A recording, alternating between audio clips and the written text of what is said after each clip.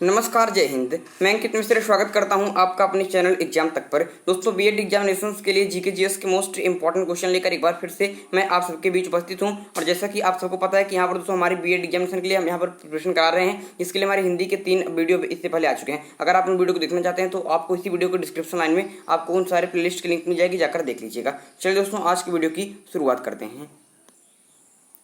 तो चलिए दोस्तों, पहले क्वेश्चन की तरफ चलते हैं। पर दोस्तों, जितने भी क्वेश्चन मैं आपके लेकर आया हूँ ये बहुत ही सिलेक्टेड क्वेश्चन रहे हैं, जिसको सीधे सीधे आपके एग्जामिनेशन में मिल जाएंगे। तो इन क्वेश्चन को आपको याद कर लेना है। देखिए दोस्तों, पहला क्वेश्चन आपके पास कि भारत में खोजा गया सबसे पहला पुराना शहर था। भारत में खोजा गया सबसे पहला पुराना शहर कौन सा था? हड़प्पा, पंजाब, लोथल या फिर मोहनजोदड़ो। तो यहाँ पर देखेंगे दोस्तों, इसका सही उत्तर हो जाएगा आपका ऑप्शन है हड़प्पा। जो हड़प्पा था ये भारत में खोजा गया सबसे पुराना शहर था। बहुत लोग सोचेंगे कि हड़प्पा तो पाकिस्तान में है, तो किस प्रकार से भारत में खोजा गया। दोस्तों, इसकी खोज 1921 में दयाराम साहनी ने कराई थी। तो वहाँ पर देखिए दोस्तों, 1947 में और भारत और पाक का विभाजन हुआ था। तो 1921 में तो दोनों से एक ही थे, इसीलिए दोस्तों भारत में खोजा गया सबसे पुराना शहर है। तो आपको हड़प्पा सही टिक लगाना है। दोस्तों, हड़प्पा की बात करेंगे तो जो हड़प्पा है ये आपके रावी नदी के तट पर है। पूछता है कौन सी नदी के तट पर है, तो आपको रावी नदी के तट पर है। दूसरा विकल्प आपके पास है पंजाब। तो दोस्तों, पंजाब जहाँ कोई बात ही नहीं है। लोथल की बात करेंगे, जो लोथल दोस्तों ये आपके भोगवा नदी के तट पर है। ये भी आपको पता होना चाहिए कि जो लोथल दोस्तों आपके भोगवा नदी के तट पर है। और आपका डी ऑप्शन है कि मोहनजोदड़ो। तो याद रखेंगे मोहनजोदड़ो जो है आपका दोस्तों सिंधु नदी के तट पर है। तो ये बातें थोड़ा सी आपको पता होनी चाहिए। और लोथल की दोस्तों बात करें तो लोथल दोस्तों आपके एक बंदरगाह था जो बहुत ज़्यादा फेमस है, बहुत ज़्यादा पूछा भी जाता है। तो ये बंदरगाह के बारे में आप याद रखेंगे। इसके बाद देखिए दोस्तों, यहाँ पर नेक्स्ट क्वेश्चन है कि मांडा किस नदी के किनारे स्थित था। दोस्तों, जो आपका मांडा था वो किस नदी के किनारे था? चिनाब, सतलज, रावी या फिर सिंधु नदी के किनारे। तो दोस्तों याद रखेंगे, जो आपका मांडा था ये दोस्तों जो आपके सिंधु घाटी से बेहतर जिसका विस्तार हुआ, जहाँ तक उसके जो उत्तर में है, सबसे ज़्यादा उत्तर में जहाँ विस्तार हुआ है वो आपका मांडा है। वो आपका मांडा है। यहाँ पर आपसे पूछ रहा है कि मांडा कहाँ है। दोस्तों आप याद रखेंगे कि पहली तो मांडा आपका कश्मीर में है। मांडा आपके कश्मीर में है। और किस नदी के किनारे स्थित है ये आपसे पूछ रहा है। तो चिनाब नदी के किनारे था, ये भी आपको पता होना चाहिए। दोस्तों, कश्मीर के अखनूर जिला में दोस्तों आपका मांडा स्थित है और ये चिनाब नदी के तट पर है। ये भी आपको पता होना चाहिए। बहुत ही ज़्यादा इंपॉर्टेंट क्वेश्चन है ये आपके लिए। तो यहाँ पर दोस्तों आपके पास विकल्प दिया गया है। पहला तो चिनाब तो आप जानेंगे चिनाब जो है आपकी ये आपकी मांडा जो है मांडा इसके किनारे स्थित था। इसके बाद बात करेंगे सतलज नदी की। यहाँ पर विकल्प बी में है। तो सतलज के बारे में याद रखेंगे कि जो सतलज है दोस्तों ये आपके रोपड़ जो है इसी के किनारे स्थित था। रोपड़ जो कि पंजाब में है। उसके बाद बात करें रावी की, तो आपको बता दिया कि जो हड़प्पा है दोस्तों, हड़प्पा ये आपकी रावी नदी के तट पर था। इसके बाद आपके ऑप्शन में है सिंधु। तो सिंधु को याद रखेंगे कि जो मोहनजोदड़ो था अभी पीछे मैंने बताया, और जो चनहूदड़ो है, जो आपकी चनहूदड़ो है ये आपके कहाँ पर है दोस्तों? ये सिंधु नदी की तरफ है। तो इतनी बातें आप लिख कर याद कर लीजिए, बहुत ज़्यादा इंपॉर्टेंट है। इसके बाद देखेंगे दोस्तों आपका नेक्स्ट क्वेश्चन है कि असदो माँ सदगमय कहाँ से लिया गया है? असदो माँ सदगमय ये कहाँ से लिया गया है, ये आपसे पूछा गया। बहुत ही ज़्यादा इंपॉर्टेंट क्वेश्चन है। सामवेद से, यजुर्वेद से, ऋग्वेद से या फिर अथर्ववेद से। तो याद रखेंगे दोस्तों, इसका उत्तर हो जाएगा असदो माँ सदगमय आपके ऋग्वेद से लिया गया है। बहुत ही ज़्यादा दोस्तों सिलेक्टेड, बहुत ज़्यादा इंपॉर्टेंट क्वेश्चन यहाँ पर मैं आपके लिए लेकर आया हूँ। तो इस वीडियो को दोस्तों लाइक कर लीजिए और अपने मित्रों के साथ शेयर भी कर दीजिए, जिससे कि वो भी इस वीडियो से लाभान्वित हो सकें। तो यहाँ पर देखेंगे दोस्तों ऋग्वेद में, तो ऋग्वेद से असदो माँ सदगमय लिया गया है। और ऋग्वेद की बात करते हैं तो सबसे पुराना वेद ऋग्वेद को ही माना जाता है। और दोस्तों ऋचाओं के क्रमबद्ध ज्ञान को ही ऋग्वेद कहते हैं। इसमें सबसे ज़्यादा इंपॉर्टेंट बात है आपको पता होनी चाहिए कि इसमें कुल 10 मंडल हैं। इसमें कितने दोस्तों? 10 मंडल हैं। और दोस्तों आपको याद रखना है कि इसमें 10 मंडल के साथ साथ 1028 सूक्त भी हैं। 1028 सूक्त भी हैं और 10,462 ऋचाएँ भी हैं। तो इतनी बातें क्या होनी चाहिए आपको पता होनी चाहिए। यहाँ पर दोस्तों बात करेंगे मंडल की, तो उसमें 10 मंडल हैं, जिसके तीसरे मंडल दोस्तों को गायत्री मंत्र है। ये बहुत ज़्यादा पूछा जाता है। एक आपका क्या है? गायत्री मंत्र आपके तीसरे मंडल में। ये बातें आपको बिल्कुल पता होनी चाहिए। और 10वें मंडल के दोस्तों पुरुष सूक्त में दोस्तों आपके जो वर्णों का विभाजन हुआ है उसी में बताया गया है, तो ऋग्वेद में ही। तो इतनी बातें क्या होनी चाहिए आपको याद होनी चाहिए। बहुत ही दोस्तों ज़्यादा है इंपॉर्टेंट बातें हैं। दोस्तों ऋग्वेद की बात करते हैं, थोड़ी सी आपको पता होनी चाहिए कि ऋग्वेद के दोस्तों पढ़ने वाले को होत्री कहते थे। क्या कहते थे? होत्री कहते थे। ये बातें आपको पता होनी चाहिए। और दोस्तों यहाँ पर बात करें अथर्ववेद की, तो ये सबसे बाद का वेद रहा है। ऋग्वेद सबसे पुराना वेद और अथर्ववेद सबसे बाद का वेद रहा है। तो ये बात थोड़ी सी आपको पता होनी चाहिए। इसके बाद चलेंगे दोस्तों नेक्स्ट क्वेश्चन की तरफ। यहाँ पर देखेंगे दोस्तों नेक्स्ट क्वेश्चन है कि गृहस्पति का अर्थ है गृहपति का अर्थ क्या दोस्तों? धनी किसान, धनी व्यापारी, धनी व्यक्ति, पत्नी का पति।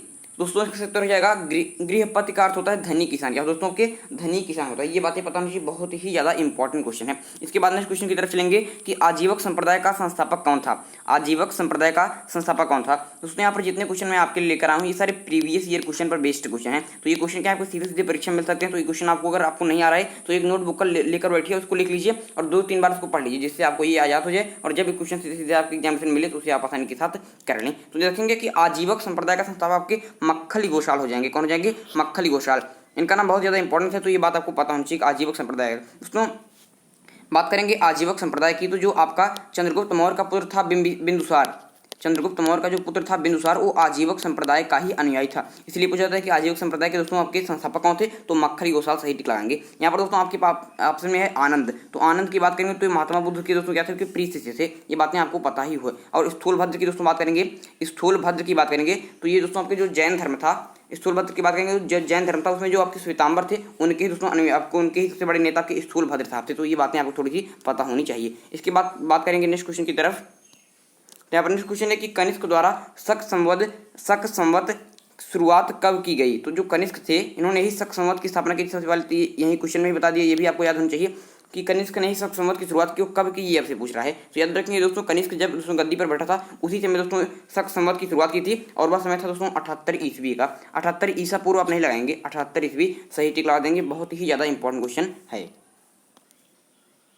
यहाँ पर दोस्तों याद रखेंगे कनिष्क के बारे में, कनिष्क के बारे में याद रखेंगे कि ये कुषाण वंश से संबंधित था। और प्लस एक बात और बहुत ज़्यादा इंपॉर्टेंट है कि इसके समय में आपकी चौथी दोस्तों क्या होती थी, चौथी आपकी बौद्ध संगीति हुई थी। और चौथी बौद्ध संगीति पूछा जाए किसके समय हुई थी, तो आपके कनिष्क के समय में हुई थी। और कहाँ पर हुई थी ये आपसे पूछ ले तो कुंडल वन में हुई थी, ये भी आपको पता चाहिए। कुंडल वन में आपकी हुई थी, कहाँ पर हुई थी, कुंडल वन में। तो ये जो आपको बता रहा हूँ मैं, ये बातें भी आपको याद होनी चाहिए, सीधे सीधे परीक्षा में देखने को मिलती हैं। तो चौथी बौद्ध संगीति कहाँ हुई, तो कुंडल वन में हुई थी। कि कौन उस समय शासक था, तो कनिष्क था। और दोस्तों इसमें पूछा था कि उसमें बौद्ध विद्वान कौन था, उसमें आपका अध्यक्ष कौन था, तो याद रखेंगे कि वसुमित्र कौन था दोस्तों, वसुमित्र जो था ये आपके वहाँ का आपका अध्यक्ष हुआ था। तो ये नाम आपको क्या होना चाहिए, बिल्कुल जुबान पर होना चाहिए, आपको याद होनी चाहिए। इसके बाद दोस्तों चलेंगे नेक्स्ट क्वेश्चन की तरफ। यहाँ पर नेक्स्ट क्वेश्चन की याद रखेंगे कि जो लाख बख्श है की उपाधि किस शासक को दी गई थी, जो लाख बख्श है इसकी उपाधि किस शासक को दी गई थी, अकबर को, बलबन को, कुतुबुद्दीन को, या फिर इल्तुतमिश को। तो बताइए दोस्तों इसका सही उत्तर क्या हो जाएगा, तो दोस्तों याद रखेंगे इसका सही उत्तर जाएगा आपका ऑप्शन सी, कुतुबुद्दीन को लाख बख्श की उपाधि दी गई थी,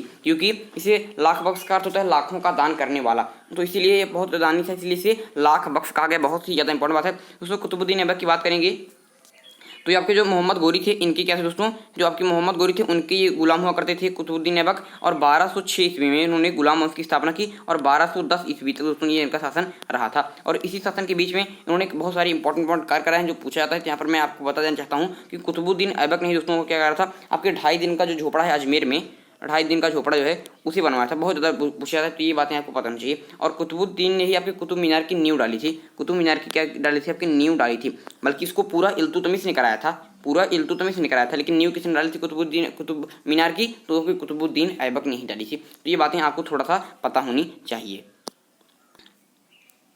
यहाँ पर सुन जो एक एक विकल्प जैसे कुतुबुद्दीन ऐबक को ही लूँ तो इनके बारे में बताने लगूँ तो फिर कम से कम आधे घंटे का लेक्चर जाएगा। लेकिन यहाँ पर मैं आपको क्वेश्चन कर रहा है, थोड़ी थोड़ी बातें आपको याद करते चल रहा हूँ, और आपको ये बातें पता होनी चाहिए, क्योंकि ये फेवरेट क्वेश्चन जहाँ से बनते मैं उतनी ही बातें आपको बताने यहाँ पर बता रहा हूँ। तो याद रखेंगे कुतुबुद्दीन ऐबक 2.5 दिन का झोपड़ा अजमेर में बनाया था। और एक पूछा था कुव्वत उल इस्लाम का दोस्तों इसने मस्जिद भी बनवाई थी, कुव्वत उल इस्लाम का। ये बहुत पूछा था कि कुव्वत उल इस्लाम मस्जिद किसने बनवाया, तो कुव्वत उल इस्लाम मस्जिद दिल्ली में आपके किसने बनवाया दोस्तों के कुतुबुद्दीन ऐबक ने ही बनवाई थी। दोस्तों इसकी मृत्यु की बात करेंगे तो 1210 ईस्वी में चौगान खेलते समय दोस्तों घोड़े से गिरकर इसकी मृत्यु हो गई थी। बहुत बार पूछा था कि चौगान खेलते समय किस राजा की दोस्तों मृत्यु हुई थी, तो कुतुबुद्दीन ऐबक की हुई थी। ये बातें आपको पता होनी चाहिए। और पूछ ले कुतुबुद्दीन ऐबक किसका गुलाम था, तो जैसा कि मैंने बताया कि मोहम्मद गोरी का गुलाम था।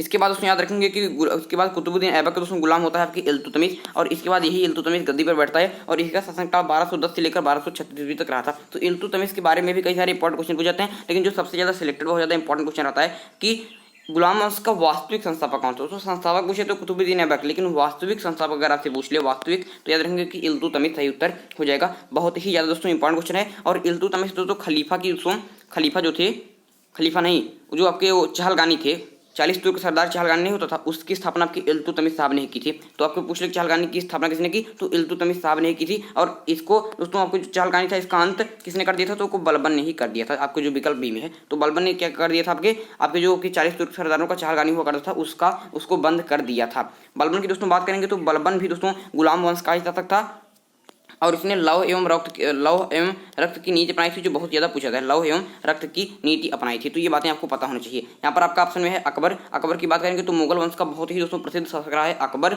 और अकबर की बात करेंगे तो यह दोस्तों 1556 ईस्वी में आपके दिल्ली की गद्दी पर बैठा था और 1605 ईस्वी तक दिल्ली की गद्दी पर बैठा रहा। इसने दोस्तों दीन ए इलाही एक धर्म भी चलाया था, जो बहुत ही ज़्यादा पूछा जाता है। इसके बाद चलेंगे नेक्स्ट क्वेश्चन की तरफ। यहाँ पर नेक्स्ट क्वेश्चन दोस्तों की भारतीय राष्ट्रीय कांग्रेस की स्थापना किस वर्ष की गई थी। जो भारतीय राष्ट्रीय कांग्रेस है, इसे INC भी लिखते हैं क्योंकि इंडियन नेशनल कांग्रेस इस प्रकार से INC लिखते हैं। इसकी स्थापना कब हुई थी, तो याद रखेंगे दोस्तों इसकी स्थापना ऑप्शन ए 1885 ईस्वी में हो गई थी। तो ये बातें आपको पता चाहिए। A.O. ह्यूम ने बहुत ज़्यादा मदद की थी इसके बारे में, तो उसका संस्थापक A.O. ह्यूम को ही लगाना होगा। ये बहुत ज़्यादा अच्छा क्वेश्चन है। तो स्थापना कब हुई थी, तो 1885 ईस्वी में।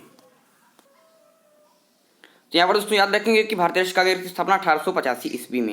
यहाँ पर 1885 की बात आई तो एक बात मैं आपको बहुत अच्छी बात बता देता हूँ। तो बहुत पूछा था कि 1885 से याद रखेंगे 1855 ईस्वी। तो 1855 में संथाल विद्रोह हुआ था, बहुत ही ज़्यादा पूछा जाता है। तो ये बातें आपको बिल्कुल जुबान पर होनी चाहिए। तो ये बात क्या कर लेंगे, आप बिल्कुल याद कर लेंगे। दोस्तों यहाँ पर मैं आपको बता रहा था यहाँ पर कुतुबुद्दीन ऐबक के बारे में, इल्तुतमिश के बारे में, बलबन के बारे में। दोस्तों ये बहुत ज़्यादा इंपॉर्टेंट और बहुत ज़्यादा दोस्तों क्या है सिलेक्टेड टॉपिक है जहाँ से क्वेश्चन पूछे जाते हैं। तो हमारा एक सेशन चलता है दोस्तों आपके इतिहास क्रमबद्ध तरीके से। तो वहाँ पर दोस्तों आपको क्रमबद्ध तरीके से इनके बारे में बताया गया है। तो अगर आप देखना चाहते हैं उसे, तो आपको इसी वीडियो को डिस्क्रिप्शन बॉक्स में उसकी लिंक मिल जाएगी। यहाँ पर लिखा रहेगा इतिहास की क्रमबद्ध वीडियो, उसको खोलेंगे तो आपको पूरे वीडियो मिल जाएंगे, जाकर देख लीजिएगा जिनके बारे में भी आपको डाउट है। इसके बाद चलेंगे दोस्तों नेक्स्ट क्वेश्चन की तरफ। यहाँ पर नेक्स्ट क्वेश्चन है कि 1932 ईस्वी में अखिल भारतीय हरिजन संघ की स्थापना किसके द्वारा की गई थी। अखिल भारतीय हरिजन संघ की स्थापना 1932 में हुई थी, ये आपको पता होना चाहिए। और किसके द्वारा की गई थी ये आपसे पूछा गया है। दोस्तों याद रखेंगे B.R. अम्बेडकर, महात्मा गांधी, C.R. दास या फिर जगजीवन राम। तो बहुत ही ज़्यादा दोस्तों इंपॉर्टेंट क्वेश्चन यहाँ पर मैं आपके लिए लेकर आया हूँ। ये क्वेश्चन बिल्कुल आपको याद होने चाहिए। तो दोस्तों बहुत लोग लगा देते हैं कि अखिल भारतीय हरिजन संघ की स्थापना B.R. अम्बेडकर ने की होगी, लेकिन दोस्तों ये बिल्कुल गलत उत्तर है, क्योंकि अखिल भारतीय हरिजन संघ की स्थापना महात्मा गांधी जी ने 1932 ईस्वी में की थी। ये बातें बिल्कुल आपको पता होनी चाहिए। दोस्तों महात्मा गांधी को कैसरे हिंद की उपाधि मिली थी, कैसरे हिंद की उपाधि मिली थी। और जो इन्होंने दोस्तों जब आपका जलियांवाला बाग हत्याकांड हुआ था तो वहाँ पर इन्होंने लौटा दिया था। तो अगर इससे कभी क्वेश्चन पूछता है कि कैसर हिंद की उपाधि किसे मिली थी, तो महात्मा गांधी जी को मिली थी। या फिर इस प्रकार से क्वेश्चन पूछे कि जलियांवाला बाग हत्याकांड के बाद महात्मा गांधी ने कौन सी उपाधि दोस्तों कैसे हटा दी, तो कैसर हिंद की उपाधि। ये बातें बिल्कुल आपके जुबान पर होनी चाहिए, बहुत ही ज़्यादा इंपॉर्टेंट है। इसके बाद दोस्तों बात करेंगे आगे। यहाँ पर आगे क्वेश्चन है नेक्स्ट कि विजयनगर किस नदी पर स्थित था। जो विजयनगर दोस्तों ये किस नदी पर स्थित था, कृष्णा, कावेरी, तुंगभद्रा या फिर पेन्नार। ये बहुत ही ज़्यादा इंपॉर्टेंट क्वेश्चन है। और इस क्वेश्चन के बारे में याद रखेंगे कि इसका सही उत्तर जाएगा आपका ऑप्शन तुंगभद्रा नदी के किनारे आपके विजयनगर है। और दोस्तों याद रखेंगे तुंगभद्रा की जो कृष्णा नदी होती है उसी की सहायक नदी है तुंगभद्रा, और तुंगभद्रा नदी के किनारे है विजयनगर। विजयनगर जो राज्य है इसकी विजयनगर राज्य स्थित है। विजयनगर राज्य की बात करें दोस्तों, हरिहर एवं बुक्का नामक दो भाइयों ने इसकी स्थापना, हरिहर एवं बुक्का नामक दो भाइयों ने इसकी स्थापना की थी। कब की थी, तो आपके 1336 ईस्वी में की थी। ये बातें बिल्कुल आपको पता होनी चाहिए। और तुंगभद्रा नदी आपकी कृष्णा नदी की सहायक नदी है, ये भी आपको पता होनी चाहिए। इसके बाद दोस्तों चलेंगे विजयनगर के बारे में एक बात और जान लीजिए कि इसका दोस्तों जो आपकी राजधानी है ये आपकी हम्पी है। इसकी राजधानी दोस्तों क्या आपकी हम्पी है और इसकी राजभाषा तमिल है। ये बातें भी आपको पता होनी चाहिए। दोस्तों कृष्णदेव राय एक बहुत ही प्रसिद्ध शासक आपके विजयनगर साम्राज्य से ही थे। ये भी बातें पता पूछा जाता है कि कृष्णदेव राय किस वंश से संबंधित थे, तो विजयनगर साम्राज्य से। ये बातें आपको पता होनी चाहिए। यहाँ पर दोस्तों नेक्स्ट क्वेश्चन है कि दीवाने खैरात विभाग किसने खोला था। जो दीवाने खैरात विभाग है इसको किसने खोला था, ये आपसे पूछा गया है। इल्तुतमिश ने, फिरोज तुगलक ने, गयासुद्दीन तुगलक ने या फिर सिकंदर लोदी ने। तो याद रखें दोस्तों जो दीवाने खैरात विभाग है ये बहुत ज़्यादा इंपॉर्टेंट है। और इसको आपको फिरोज शाह तुगलक ने क्या था, आपको खोला था। ये बातें पता होनी चाहिए। दोस्तों तुगलक वंश की बात करेंगे तो दिल्ली सल्तनत पर दोस्तों कुल 5 वंश आए थे। पहला गुलाम वंश, दोस्तों दूसरा खिलजी वंश, तीसरा दोस्तों क्या था दोस्तों, तीसरा आपका तुगलक वंश, चौथा सैयद वंश, पांचवा लोदी वंश आया था। तो ये 5 आपके वंश आए थे। उसमें जो तुगलक वंश था इसकी स्थापना गयासुद्दीन तुगलक ने की थी। किसने की थी दोस्तों, 5 सितंबर 1320 ईस्वी दोस्तों आपके खुसरो खां को पराजित करके गाजी मलिक ने ही दोस्तों आपके गाजी मलिक ने ही गयासुद्दीन तुगलक की उपाधि लेकर दोस्तों आपकी दिल्ली की गद्दी पर बैठा था। ये बातें पता होनी चाहिए। और गयासुद्दीन तुगलक की बात करेंगे दोस्तों तो ये तुगलक वंश का संस्थापक था, बहुत ज़्यादा पूछा जाता है, पता होना चाहिए। और दोस्तों इसने सिंचाई के लिए नहरों का भी निर्माण कराया था। और सबसे ज़्यादा इंपॉर्टेंट बातें हैं कि इसने तुगलकाबाद नगर की भी स्थापना की थी। तुगलकाबाद नगर की स्थापना किसने की थी, तो आपके गयासुद्दीन तुगलक ने ही की थी। ये बातें आपको बिल्कुल पता होनी चाहिए। यहाँ पर दोस्तों याद रखेंगे कि गयासुद्दीन तुगलक के बाद मोहम्मद बिन तुगलक जूना खां से पहले कहते थे, जौना खां। तो मोहम्मद बिन तुगलक जो था ये आपके क्या करता है, जूना खां जिसे कहते हैं मोहम्मद बिन तुगलक, ये आपके दोस्तों गद्दी पर बैठता है। और मोहम्मद बिन तुगलक दोस्तों कई सारे कार्य ऐसे करता है जिसके लिए उसे बहुत दिन तो ज़्यादा किया जाता है, क्योंकि इसके जितने भी कार्य थे वो बिल्कुल विफल रहे थे, कोई भी कार्य इसका सही नहीं हो पाया। इसने राजधानी परिवर्तन की बात की थी दिल्ली से दौलताबाद, लेकिन यहाँ पर जब राजधानी परिवर्तन होने लगा तो जब दिल्ली से दौलताबाद इतनी दूर था कि यहाँ वहाँ पर जनता पहुँच ही नहीं पाई, कि आधी में ही आधी जनता समाप्त हो गई। फिर इसने लौटकर फिर दिल्ली की तरफ चल गए तो आधी फिर लौटने में मर गई। तो इस प्रकार से इसका ये भी कार्य समाप्त हो गया। इसने कर को दोस्तों आय कर को बढ़ाना चाहा, लेकिन कर को जब इसने बढ़ाया, कृषि कर को बढ़ाया, तो वहाँ पर दोस्तों अकाल पड़ गया और कोई खेती हुई नहीं, सब जंगलों की तरफ भागे, कोई कर ही नहीं दिया। तो इस प्रकार से इसने दोस्तों चमड़े के दोस्तों सिक्के चलाए, लोगों ने अपने घर में ही चमड़े के सिक्के ढाल लिए और दोस्तों इसके बदले मोहम्मद बिन तुगलक को सोने का सिक्का देना पड़ा। तो इस प्रकार से दोस्तों मोहम्मद बिन तुगलक ने कई सारे ऐसे कार्य किए जो साहसिक कार्य थे, लेकिन सारे दोस्तों विफल रहे, जिसकी वजह से मोहम्मद बिन तुगलक दोस्तों आपके इसको बहुत दिनों तक जाना जाता है, इसलिए मूर्ख भी कहते हैं मोहम्मद बिन तुगलक को। तो ये बातें आपको पता होनी चाहिए। इसके बाद दोस्तों बात करेंगे सिकंदर लोदी की। दोस्तों लोदी वंश का ये शासक था आपके सिकंदर लोदी वंश की बात करेंगे तो लोदी वंश का दोस्तों आपके संस्थापक बहलोल लोदी साहब थे और उसी दोस्तों अंतिम शासक इब्राहिम लोदी था, जो 1526 में बाबर से इब्राहिम लोदी के युद्ध में मारा गया था। इल्तुतमिश के बारे में पीछे मैंने आपको बता ही दिया है और आपको ये भी बता दिया है कि इन सब के बारे में, तुगलक के बारे में, इल्तुतमिश के बारे में, कुतुबुद्दीन ऐबक के बारे में हमारा एक क्रमबद्ध वीडियो चलता है, जिसकी लिंक आपको इस वीडियो के डिस्क्रिप्शन बॉक्स में मिल जाएगी। वहाँ पर लिखा रहेगा इतिहास की क्रमबद्ध वीडियो की प्लेलिस्ट, उसको खोलेंगे तो आपको सारे वीडियो मिल जाएंगे। यहाँ पर देखेंगे दोस्तों नेक्स्ट क्वेश्चन, कि गुरु नानक का जन्म कब हुआ था। जो दोस्तों गुरु नानक साहब थे, इनका जन्म कब हुआ था? 1467 ईस्वी में, 1468 ईस्वी में, 1469 ईस्वी में या फिर 1470 ईस्वी में। दोस्तों याद रखेंगे जो सिख संप्रदाय है, इससे भी परीक्षाओं में कई सारे क्वेश्चन देखने को मिलते हैं, तो ये भी आपको बिल्कुल कंप्लीट होना चाहिए। यहाँ से क्वेश्चन बार बार परीक्षा में देखने को मिलते हैं। तो याद रखेंगे दोस्तों गुरु नानक के जन्म की बात करेंगे तो आपका ऑप्शन सी लीजिएगा 1469 ईस्वी में। 1469 ईस्वी में कार्तिक पूर्णिमा के दिन नानक को आध्यात्मिक पुनर्जीवन का आभास हुआ, मतलब उनका जन्म हुआ था। तो क्या रखेंगे कार्तिक क्या दोस्तों? कार्तिक पूर्णिमा के दिन। तो ये बहुत ही ज़्यादा दोस्तों क्या था आपका इंपॉर्टेंट क्वेश्चन था, तो ये क्वेश्चन बिल्कुल आपको पता होनी चाहिए। दोस्तों याद रखेंगे कि जो 1469 ईस्वी है, इसी में गुरु नानक का जन्म हुआ था और गुरु नानक ही दोस्तों सिख संप्रदाय के प्रथम गुरु थे और इन्हीं को मानने वाले, इन्हीं के अनुयायी आपकी सिख कहलाए थे। तो सिख को इन्होंने ही शुरुआत किया था, किसने? गुरु नानक देव ने। तो ये बातें आपको बिल्कुल क्या चाहिए, पता होनी चाहिए। और दोस्तों जो गुरु नानक देव थे ये आपके बाबर एवं हुमायूं इन्हीं के समकालीन थे। तो ये बातें आपको पता है। इससे पूछ ले कि आपके गुरु नानक किसके समकालीन थे, तो बाबर एवं हुमायूं के। याद रखेंगे दोस्तों नेक्स्ट क्वेश्चन की तरफ चलेंगे हम, कि गंगा यमुना का संगम कहाँ होता है? गंगा यमुना का संगम कहाँ होता है? आगरा, इलाहाबाद, पटना या फिर वाराणसी। बहुत ही दोस्तों ज़्यादा इंपॉर्टेंट क्वेश्चन है। तो याद रखेंगे इसका विकल्प हो जाएगा आपका ऑप्शन बी इलाहाबाद, जिसे प्रयागराज के नाम से जाना जाने लगा। प्रयागराज के नाम से जाना जाने लगा। यही प्रयागराज तो इलाहाबाद जो है, यहीं पर गंगा जमुना का संगम होता है। दोस्तों आपके ऑप्शन में इलाहाबाद न मिले तो प्रयागराज को सही टिक लगा देना है। दोस्तों जैसा कि दोस्तों इस समय आपके कई सारे जो राज्य थे, कई सारे दोस्तों ऐसे जिले थे, कई सारे ऐसे स्थल थे जहाँ के नाम बदल दिए गए। तो आपको याद रखना है कि इलाहाबाद का नाम बदल कर प्रयागराज रखा गया है। उसी प्रकार से जैसे दोस्तों जो आपका अलीगढ़ था, यहाँ का ताला प्रसिद्ध है, वहाँ पर अलीगढ़, उसका नाम बदलकर दोस्तों हरिगढ़ कर दिया गया। दोस्तों आपको छत्तीसगढ़ की राजधानी थी रायपुर, उसका नाम बदलकर दोस्तों अटल नगर कर दिया गया। अंडमान निकोबार द्वीप समूह के 3 द्वीप का नाम बदल दिया गया है। तो ऐसे बहुत सारी चीज़ों का नाम बदल दिया गया है। तो इनके बारे में दोस्तों आपको इतना ही जाना था, बहुत ज़्यादा कुछ नहीं जाता है। देखेंगे कि झेलम का उद्गम स्थल कहाँ है। झेलम जो है नदी है, झेलम, इसका उद्गम स्थल कहाँ है? बेरीनागा, कुल्लू, रोहतांग या फिर कैलाश पर्वत। ये आपसे पूछा गया दोस्तों, बहुत ही ज़्यादा इंपॉर्टेंट क्वेश्चन है। जो झेलम है इसका उद्गम स्थल कहाँ पर है? दोस्तों याद रखेंगे कि जो झेलम नदी है इसका उद्गम स्थल होता है जहाँ से ये उत्पन्न होती है। तो झेलम नदी का आपका उद्गम स्थल हो जाएगा बेरीनागा। क्या हो जाएगा दोस्तों? आपका बेरीनागा सही उत्तर हो जाएगा। बहुत ही ज़्यादा इंपॉर्टेंट क्वेश्चन है। तो ये बातें क्वेश्चन क्या हो चाहिए, आपको बिल्कुल जुबान पर होनी चाहिए, क्योंकि ऐसे क्वेश्चन सीधे परीक्षा में देखने को मिलते हैं। दोस्तों झेलम नदी की बात करते हैं तो ये झेलम नदी का प्राचीन नाम बितस्ता था, जिस पर सिकंदर एवं पोरस के बीच इसी नदी के किनारे आपका युद्ध भी लड़ा गया था। तो झेलम नदी का पूरा नाम बितस्ता था। ये बातें आपको बिल्कुल पता होनी चाहिए और बहुत ही ज़्यादा दोस्तों ये पूछी भी जाती हैं। तो झेलम नदी का पूरा नाम क्या था दोस्तों के? आपके बितस्ता था। ये बातें आपको पता होनी चाहिए। इसके बाद दोस्तों बात करेंगे नेक्स्ट क्वेश्चन की तरफ, कि कौन सी कार्बनिक चट्टान है। यहाँ पर दोस्तों आपके जो आपके 4 विकल्प दिए गए हैं, इसमें कौन सी कार्बनिक चट्टान है? ऐसी चट्टान जिसमें कार्बन पाया जाता है, तो कौन सी कार्बनिक चट्टान है? ग्रेनाइट, संगमरमर, स्लेट या फिर कोयला। तो बताइए दोस्तों इसका उत्तर क्या हो जाएगा? आपका ऑप्शन, आपका कौन सा सही उत्तर रहेगा? तो याद रखेंगे दोस्तों कौन से कार्बनिक चट्टान है, तो कोयला में ही तो कार्बन पाया जाता है, कोयला में ही तो कार्बन पाया जाता है। यहाँ पर आपका ऑप्शन डी बिल्कुल सही उत्तर हो जाएगा। बहुत सिंपल सा क्वेश्चन था। यहाँ पर दोस्तों नेक्स्ट क्वेश्चन है छठवां क्वेश्चन आपकी स्क्रीन पर है कि काले वन पाए जाते हैं। तो काले वन कहाँ पर पाए जाते हैं, यही आपसे पूछा गया है। फ्रांस में, जर्मनी में, पुर्तगाल में या फिर रोमानिया में। तो दोस्तों बहुत ही सिलेक्टेड क्वेश्चन है। तो ऐसे क्वेश्चन जितने भी क्वेश्चन यहाँ पर मैं आपको करा रहा हूँ, ये क्वेश्चन आपको बिल्कुल याद होने चाहिए। इस क्वेश्चन का उत्तर देने से पहले मैं आपको कुछ बातें बता देना चाहता हूँ